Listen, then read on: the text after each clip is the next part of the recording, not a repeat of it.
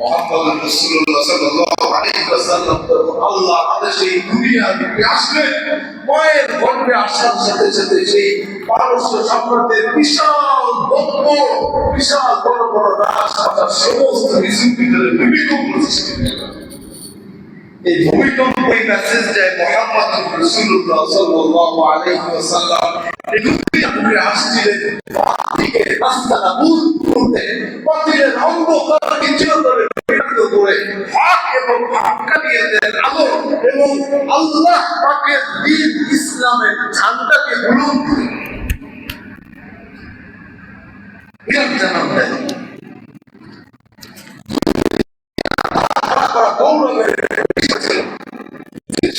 মুহাম্মদুর রাসূলুল্লাহ সাল্লাল্লাহু আলাইহি ওয়াসাল্লাম দুনিয়ায় আসার সাথে সমস্ত গৌরব ধূলিসাৎ হয়ে সমস্ত 9 মাসে বড় বড় 9টা গৌরব ধূলিসাৎ হয়ে গেছে। এজন্য যখন মা আমিনার গর্ভে তিনি প্রথম মাসে ছিলেন তখন বিশাল বড় বড় দালানে ভূমিকম্প সৃষ্টি হয়। দ্বিতীয় মাসে যখন তিনি আম্মা জানের গর্ভে ছিলেন তখন সারা দুনিয়া ভবিষ্যৎবাণীতে ভরে ওঠে।